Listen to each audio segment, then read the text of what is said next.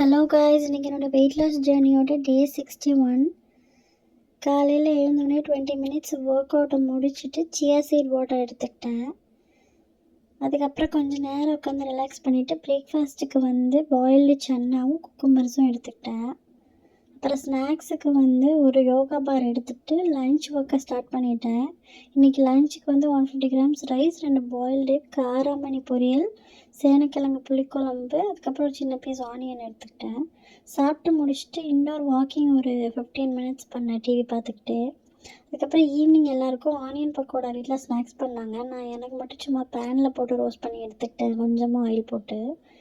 அதை சாப்பிட்டுட்டு milk without sugar எடுத்துக்கிட்டேன். இதுக்கப்புறம் நைட்டு வேறு எதுவுமே சாப்பிடல. ஸ்ட்ரைட்டாக ஒர்க் அவுட் பண்ணிவிட்டு குளிச்சுட்டு தூங்கிட்டேன். அவ்வளோதான்.